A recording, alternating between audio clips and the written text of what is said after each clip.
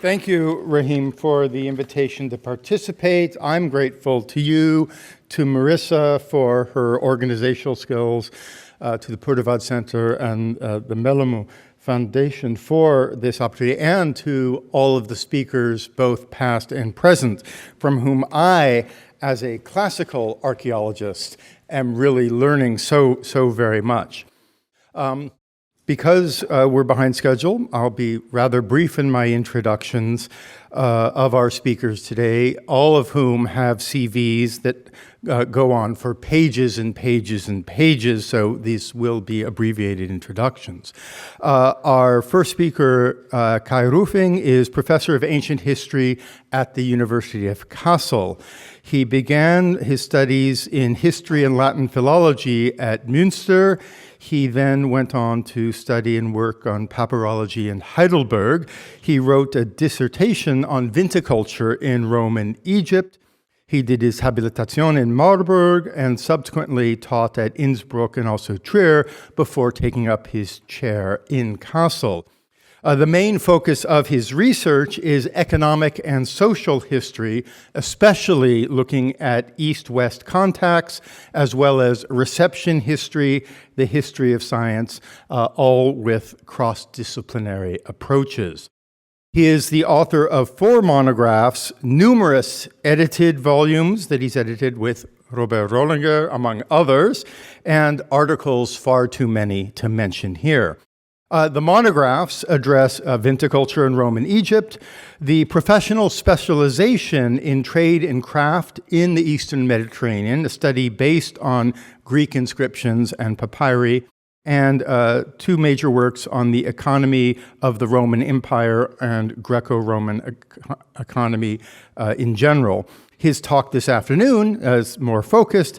It's on the Persian Great King and the gods in Herodotus. Please welcome Professor Kai Rufing.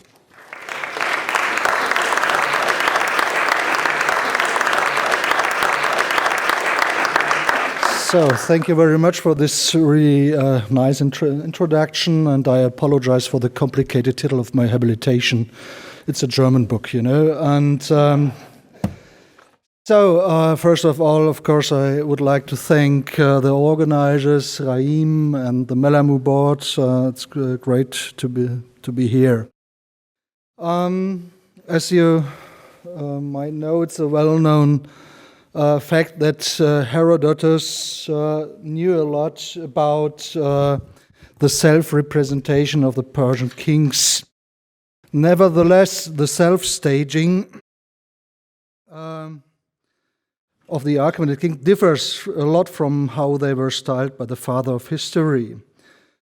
Whilst there's an ongoing discussion in recent scholarship about how to assess the value of the Herodotean narrative for Persian history in general, regarding the religion of the Persians, a communist opinion has been established. The Herodotean account clearly is based on Hellenocentric concepts, but there are issues in his narrative which are matched by descriptions of Zoroastrian literature. Yet, it also might be worthwhile to have a look at as to how Herodotus uses religion and gods in describing and staging Persian great kings against the background of their self-representation. Thus, in what follows, some remarks will be made about this theme. Of course, these remarks are far from being a complete discussion of this topic. But, as it will be shown, the result of Herodotus' narrations is the contrary of the self-staging of the kings. The accession of Xerxes to the throne of the Persian Empire might be a good starting point. Evidently, there were some discussions within the Achaemenid family who should be the successor of Darius I. At the end of the day, Xerxes, thanks to Ahura Mazda, became king of the kings, as he himself puts it in XPF. I do not have the time to go through the text, but I'm sure you all know that very well. Thus, this inscription makes it entirely clear that Xerxes wanted his audience to know that he became king thanks to a paternal decision and the grace of Ahura Mazda. Now, as aptly shown by Robert Rollinger, for the Bizitun inscription, there existed a sophisticated mechanism of the dissemination of the royal inscriptions.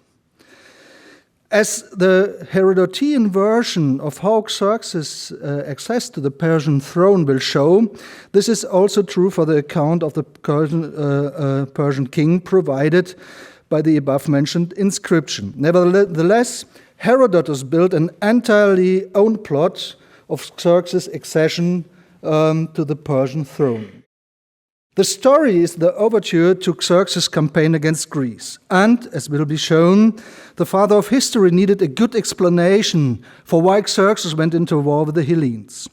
Herodotus connects the accession of Xerxes with Darius' fury towards the Athenians, who had defeated his forces at Marathon. During the time in which he prepared for campaigning against the Hellenes, a revolt broke out in Egypt, and thus Darius prepared for crushing this revolt too. As Herodotus puts it, this was the reason why his sons began to fight about who should hold the supreme power, since there would have been a Persian custom to designate the successor when the king was about waging war. Now, there is no other piece of information regarding this presumed Persian custom anywhere. Neither was it mentioned by Herodotus on the occasion of Darius' Scythian campaign, for instance. Evidently, knowing that there was an issue between the sons of the first Achaemenid king, Herodotus was telling the story that Darius had 3 sons with a daughter of Gobryas before he became king. The eldest of these sons, named Artabazanes, competed with Xerxes, the eldest son of Darius, with Atossa, who was a daughter of Cyrus. The former claimed that he was the eldest son, which is why he had the right to be the next in the line of the successors. Yet Xerxes claimed that he had the right to be the next king because he was the son of the daughter of Cyrus, who gained the freedom for the Persians. The case was solved when the former Spartan king Demaratus came and gave Xerxes the advice to emphasize that he was born when Darius already had become king. A further argument was that also in Sparta, the sons who were born after their father had become king succeeded to them. Darius then was convinced, because Xerxes followed Demaratus' advice, who then becomes the wise advisor of Xerxes. Nevertheless, Herodotus finishes the issue through mentioning that Darius would have appointed Xerxes anyway because Atossa was almighty. Oh, what did I do? Okay. As you can see here. Tellingly, there is no other hint to such a Spartan custom in our sources, and its existence can be doubted. Yet Herodotus, by means of this story, stages Xerxes as a king who came in charge because his mother and because the matrilineality prevailed over the patrilineality, according to which the eldest son should have succeeded the father as a king. Xerxes thus became king thanks to women, or to a woman, and an obscure Spartan custom. Whereas Darius, according to Herodotus, gained his accession to the throne through the use of violence, tricks, and his ability to argue like a sophist, Xerxes is already styled as weak, a mean king through the way he accessed the throne. To sum up, whereas Xerxes' self-representation emphasizes that he became king through the grace of Ahura Mazda, it was a woman, Atossa, who made him king of the kings. who was already held, and so he was already held responsible by Herodotus for the Persian disasters in Greece, which is why he is from the very beginning of his reign staged as a weak king. Now, Herodotus uses divine interventions, staging Xerxes as a king who initially refuses to go to war, even though the warrior king has been to be considered as a key feature of Achaemenid royal self-representation, at least as far as Darius is concerned. But from Xerxes' inscriptions, one of Xerxes' inscriptions makes it entirely clear that Xerxes was using the same paternal patterns of self-representation. Consequently, in an inscription found at Persepolis, which you can see here, or the text of which you can see here, he is using a text which is virtually identical to Darius' inscription on his tomb in Naqsh-e-Rustam. Thus, according to his own conceptions, he had the same virtues as Darius. He's a good bowman, he's a good horseman, and so on. Now, there is every reason to believe that Xerxes, after having become king, had to demonstrate his military virtues, and that this might be the reason for starting a campaign towards the Hellenes after having crushed the revolt in Egypt. Not at least because the expansion of the Persian realm was of highest ideological importance, at least as far the Persian elite as his audience who witnessed the problematical succession to Darius is concerned. Moreover, in another inscription from Persepolis, Xerxes praises himself for having finished turmoil and having restored the order by the grace of Ahura Mazda. This is XPH, which we have discussed yesterday after the wonderful paper of Gonzalo Rubio. Thus, also in the case of Xerxes, military prowess was related to the ability to guarantee the decent order of the world. Herodotus, however, uses an entirely different version, and here the gods come in.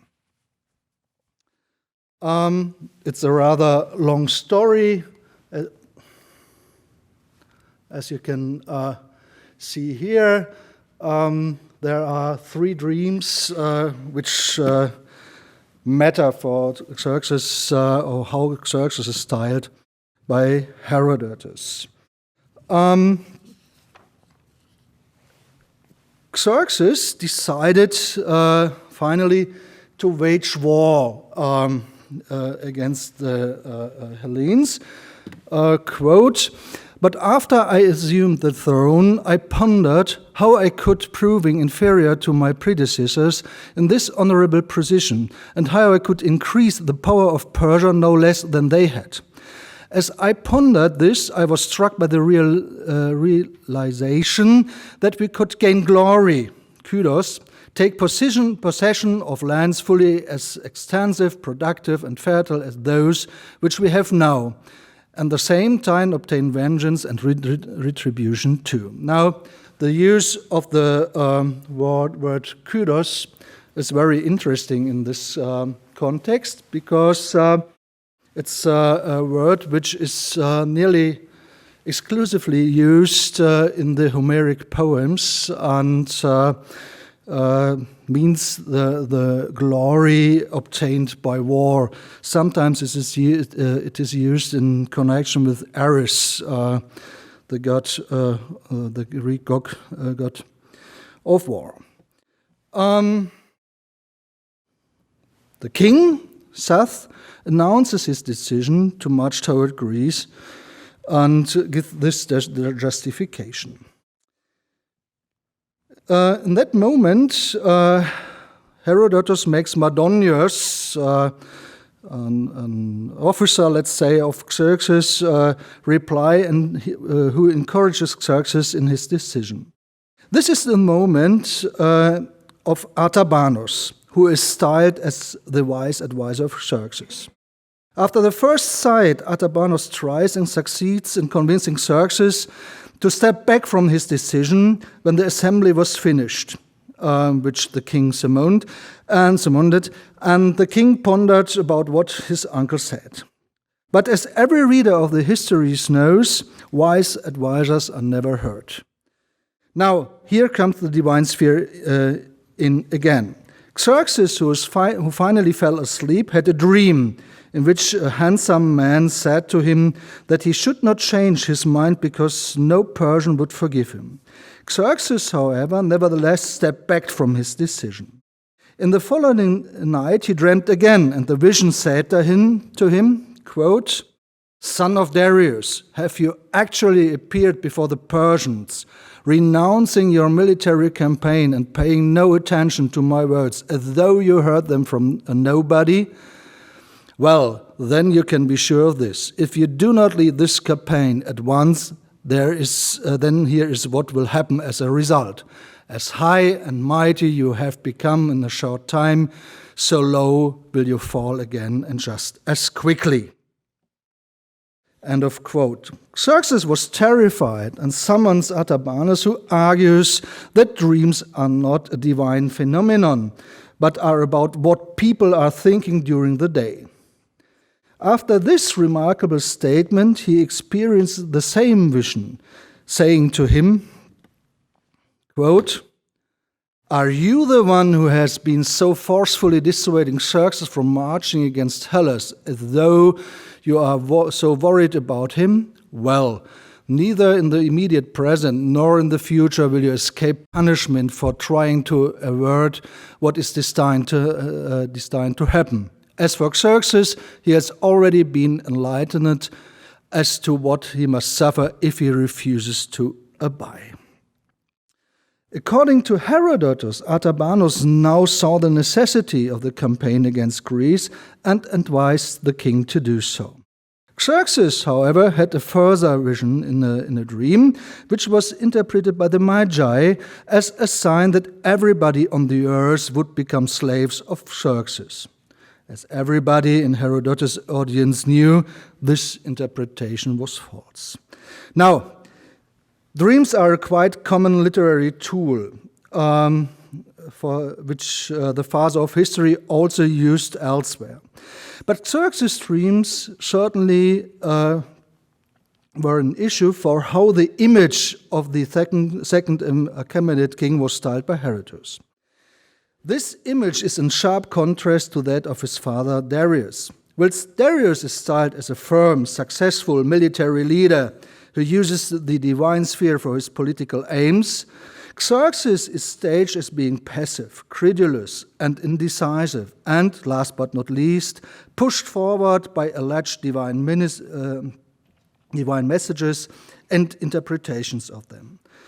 Thus, Xerxes is not only manipulated by Greeks and their seers, as Herodotus also says, but also by the Magi at his own court. Of course, this is not a good warrior or a king who guarantees the order of the world through his military prowess.